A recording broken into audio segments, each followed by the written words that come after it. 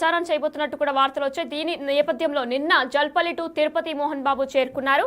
అయితే రాజపల్లి పోలీసులు గన్ని సబ్మిట్ చేయమనడంతో ఆయన ఈరోజు తిరుపతిలో గన్ని సబ్మిట్ చేసినట్లు తెలుస్తుంది. మీరు విజువల్స్ లో చూసుకున్నట్టయితే గన్ని చూస్తున్నాం, అదేదో పిస్తోల్ అనుకున్నాం ఇప్పటి వరకు కూడా, కానీ గన్ చాలా పెద్దగా ఉంది. అయితే పోలీసులకు మోహన్ బాబు పిఏ సతీష్ కుమార్ అందజేశారు గన్ని. అయితే దీనికి సంబంధించి మరిన్ని డీటెయిల్స్ మా ప్రతినిధి లైవ్ లో దామోదర్ అందిస్తారు. దామోదర్, చెప్పండి, గన్ని మనం చూసినట్లయితే కూడా చాలా పెద్ద గన్ లాగా అనిపిస్తుంది. అసలు అదేం గన్?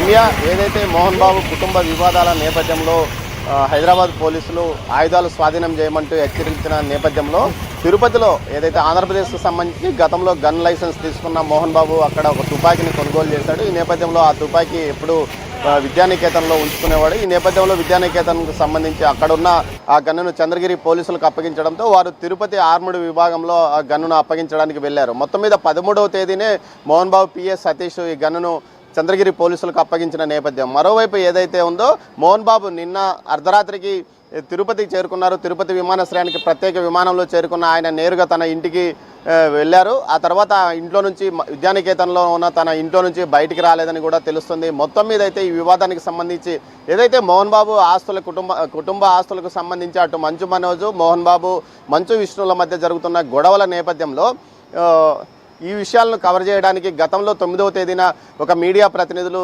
మోహన్ బాబు కాలేజ్ వద్దకు వెళ్ళగా అక్కడ వారిపైన బౌన్సర్లతో పాటు అక్కడున్న సిబ్బంది కూడా దాడి చేశారు. ఈ దాడిలో వారు తీవ్రంగా గాయపడిన నేపథ్యం. ఒక కెమెరాలు ధ్వంసం కావడమే కాకుండా ఓ కెమెరామెన్కి అయితే చెవు పగిలిపోయి కర్ణబేరులో రంధ్రం కూడా ఏర్పడిన నేపథ్యము. అంతేకాకుండా అరగంట పాటు వారిని ఏదైతే గెస్ట్ హౌస్లో నిర్బంధించి వారిని చితకబాదినట్లు కూడా వారు ఫిర్యాదు చేసిన నేపథ్యం. అయితే దీనికి సంబంధించి పోలీసులు కేవలం బెయిలబుల్ సెక్షన్లతో కేసు నమోదు చేయడం జరిగిందని మీడియా ప్రతినిధులు ఆరోపిస్తున్నారు. ఈ నేపథ్యంలో ఎవరైతే అతని వ్యక్తిగత కార్యదర్శి సతీష్తో పాటు మరో 6 పైన బౌన్సర్ల పైన కూడా గుర్తించాము, వారిపైన కేసులు పెడుతున్నాము, వారి మీద కేసులు పెట్టాము, పార్టీ 1C నోటీసులు ఇస్తున్నామంటూ చంద్రగిరి పోలీసులు చెప్తున్న నేపథ్యంలో ఈ విషయాలపైన తీవ్రంగా ఆగ్రహం వ్యక్తం చేస్తున్నారు మీడియా ప్రతినిధులు. ముఖ్యంగా ఏదైతే తమను అంతం చేయడానికి ప్రయత్నించి హత్యాయత్నం చేసిన వారిపై హత్యాయత్నం కేసు కాకుండా బెయిలబుల్ సెక్షన్లతో ఏ విధంగా కేసులు నమోదు చేస్తారంటూ కూడా చెప్తున్న నేపథ్యం. మొత్తం మీద అయితే మోహన్ బాబు విద్యా సంస్థలకు సంబంధించి ముందు నుంచి అనేక వివాదాలు, ఎవరిని లక్ష్య పెట్టేవారు కాదు, అధికారులను కానీ అదేవిధంగా పోలీసులను కానీ లక్ష్య పెట్టకుండా మోహన్ బాబు కానీ ఆయన సిబ్బంది కానీ ఆయన కుటుంబం కానీ వ్యవహరించిన నేపథ్యం. గతంలో ఏదైతే ఎన్నికల సమయంలో ఎన్నికల నిబంధనలను ఉల్లంఘించి ఎన్నికల కోడ్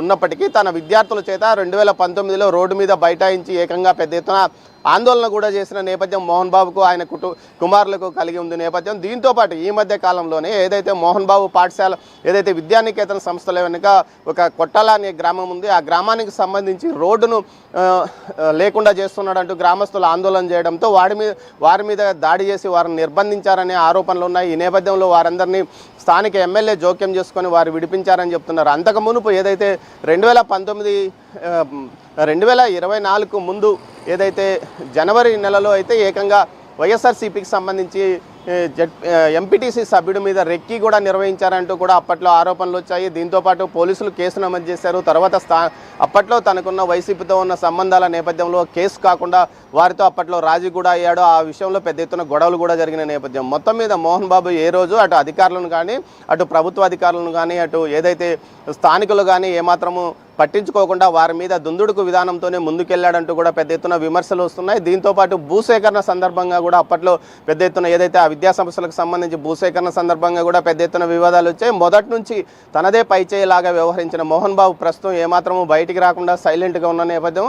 మరోవైపు ఏదైతే ఎటు హైదరాబాద్లో కేసులు నాన్ బెయిలబుల్ కేసులు నమోదైన నేపథ్యం, వీటిపైన మీడియా మీద దాడి చేసిన దానికి అరెస్టు కూడా అటు హైకోర్టు కూడా బెయిల్ ఇవ్వని నేపథ్యంలో ఆయన ఇటు తిరుపతి విద్యానికేతన్కు చేరుకోవడం, అయితే ఏదైనా తెలంగాణ పోలీసులు ఇక్కడికి వచ్చి అరెస్ట్ చేస్తారా అన్న కోణంలో కూడా ఆలోచిస్తున్నారు. అందుకే ఆయన ఇక్కడికి వచ్చాడు, అక్కడైతే పోలీసులు అరెస్ట్ చేసే అవకాశం ఉంది, అందుకే ఇక్కడికి వచ్చాడు అని చెప్తున్నారు. అయితే ఇక్కడ పోలీసులు ఈ విషయంలో తెలంగాణ పోలీసులు తమకు సహకారం అడిగితే ఖచ్చితంగా వారికి సహకరిస్తాము, వారికి ఏమాత్రము ఇబ్బంది కలగజేయము, వారు అరెస్ట్ చేయాలనుకుంటే అరెస్ట్ చేయొచ్చు అన్నట్లు కూడా చెప్తున్న నేపథ్యం. మొత్తం మీద చూసుకుంటే ప్రస్తుతం వివాదంగా కొనసాగుతుంది. ఏదైతే మోహన్ బాబు ఇటు రావడం, కొంత ఇక్కడ ఉన్న పోలీసు పోలీసులకు తలనొప్పిగా మారే అవకాశం ఉంది. ఏదైనా అరెస్ట్ చేయడానికి ఇటు తెలంగాణ పోలీసులు వస్తే తమకెందుకు వచ్చిన తలనొప్పి అనుకుంటూ ఇక్కడ భావిస్తున్నారు. మరోవైపు ఏదైతే మోహన్ బాబు కుమారుడు మంచు మనోజ్ ఇటు రాజకీయ అరంగేట్రం చేయడానికి రెడీ అవుతున్నాడన్న వార్తలు వస్తున్న నేపథ్యంలో ఏదైతే భూమా నాగిరెడ్డి యొక్క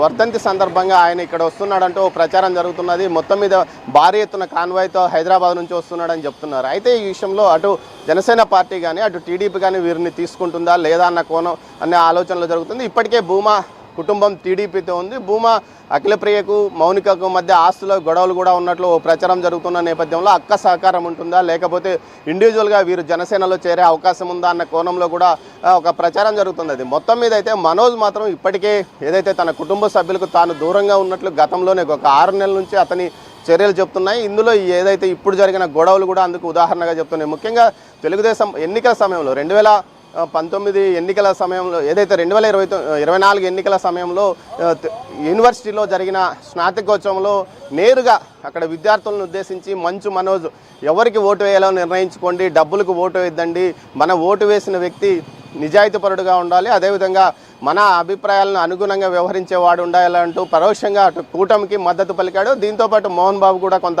బీజేపీకి అనుకూలంగా అదే వేదిక మీద మాట్లాడాడు. అయితే అదే సమయంలో మంచు విష్ణు ఏమాత్రం రాజకీయాల గురించి ప్రస్తావన చేయకపోవడం, మంచు విష్ణు అటు వైసీపీతో కుటుంబ రాజకీయ బంధుత్వం కలిగి ఉండడం, మనోజ్ ఇటు టీడీపీకి చెందిన ఏదైతే భూమా కుటుంబంతో బంధుత్వం కలిపి ఉండడం, ఇది ఇద్దరు దారులు వేరని అప్పుడే తెలిసింది. అయితే అప్పట్లో చంద్రబాబు నాయుడును కలిసి తనకు పోటీ చేసే అవకాశం ఇవ్వాలంటూ మౌనిక కూడా కోరిందని ఒక ప్రచారం జరిగింది. ముఖ్యంగా ఏదైతే చిత్తూరు జిల్లాలో ఒక సీటుతో పాటు లేకపోతే కర్నూలు జిల్లాకు సంబంధించి నంద్యాల జిల్లాకు సంబంధించి ఆర్లగడ్డ కానీ నంద్యాల కానీ తమకు అవకాశం ఇవ్వాలని ఆమె కోరినట్టు సమాచారం. ఏదైతే తన అక్క మంత్రిగా ఉన్నప్పుడే మౌనిక రాజకీయంగా యాక్టివ్గా ఉండేది. తన సోదరి మీద అప్పట్లో సుబ్బారెడ్డి కానీ ఇతర ప్రతిపక్షాలు కానీ విమర్శలు చేసినప్పుడు ధీటుగా ఈ అమ్మాయి కూడా మాట్లాడిన నేపథ్యం. ఈ నేపథ్యంలో రాజకీయంగా తానే యాక్టివ్గా కావాలని భావించిన ఆమె తన వివాహం ఏదైతే పునర్వివాహం తర్వాత ఇప్పుడు మనోజ్తో ఉన్న సమయంలో మనోజ్ను వివాహం చేసుకున్న తర్వాత రాజకీయంగా మరింత బలపడాలనే కోణంలోనే ఆమె ముందుకు వెళ్తుందని తెలుస్తుంది. ఈ నేపథ్యంలో ఈ వివాదాల తర్వాత ఏదైతే ఈ కుటుంబ ఆస్తి వివాదాల తర్వాత వారు రాజకీయంగా పయనించే అవకాశం ఉన్నట్లు కూడా తెలుస్తుంది. మొత్తం మీద అయితే మనోజ్ కూడా తనకు ఒక రాజకీయ పార్టీ అండ బలంగా ఉండాలి, ఈ ఆస్తుల వివాదం నుంచి బయటకు రావాలంటే ఖచ్చితంగా రాజకీయ పార్టీ అండదండలు ఉండాలని కోరుకుంటున్న నేపథ్యంలో అటు జనసేన కానీ టీడీపీ వైపు వెళ్ళే అవకాశం ఉందని ఖచ్చితంగా చెప్పవచ్చు. మరోవైపు మోహన్ బాబును ఇక్కడికి తెలంగాణ పోలీసులు వచ్చి అరెస్ట్ చేస్తారా లేకపోతే మరోసారి ఏదైనా బెయిల్కు హైకోర్టులో మరో బెంచ్కి వెళ్తాడా అన్న కోణంలో కూడా ఆలోచిస్తున్నారు. దీంతోపాటు ఏదైతే బౌన్సర్లు మీడియా ప్రతినిధుల మీద ఏదైతే తిరుపతి విద్యానికేతన్లో దాడి చేసిన నేపథ్యంలో వారిని అరెస్ట్ చేయాలి, నాన్ బెయిలబుల్ కేసులు పెట్టాలంటూ కూడా మీడియా డిమాండ్ చేస్తున్న నేపథ్యంలో నెక్స్ట్ స్టెప్ ఎలా ఉంటుందన్నది చూడాలి. మొత్తం మీద ఇప్పటికైతే ప్రస్తుతం మోహన్ బాబు ప్రస్తుతం విద్యానికేతన్లోనే ఆయన ఇంట్లో ఉన్నాడు.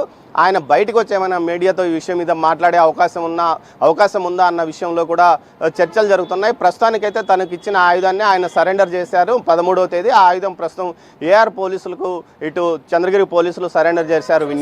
విజువల్స్ లో గన్ అంటే పిస్తోల్ సైజ్ లో ఉంటుంది అనుకున్నాం, కానీ గన్ చూస్తే చాలా పెద్దగా ఉంది.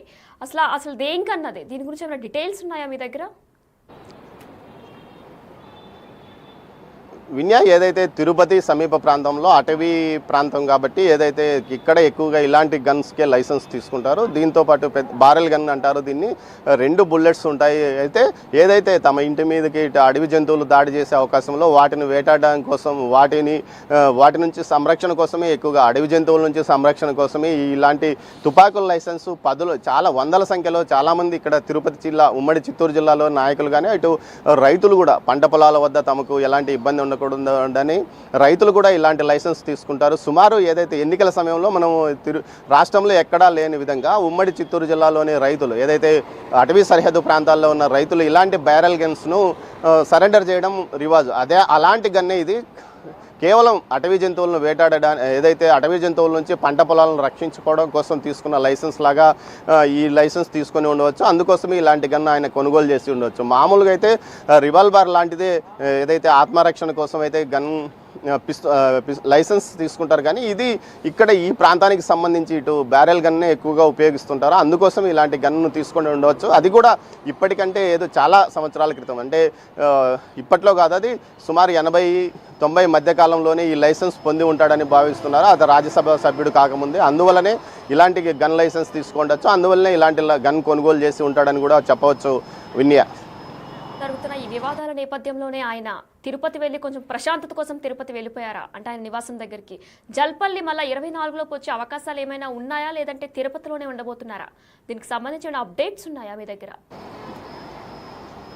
విన్య, దీనికి సంబంధించి 2 రకాలుగా ఆలోచించవచ్చు. తెలంగాణలో ఉంటే పోలీసులు అదుపులోకి తీసుకుంటారా, లేకపోతే ఇప్పటికే హైకోర్టు బెయిల్ పిటిషన్ తోసిపుచ్చిన నేపథ్యంలో పోలీసులు అరెస్ట్ చేసే అవకాశం ఉంది అన్నారు. అయితే అతను నిన్న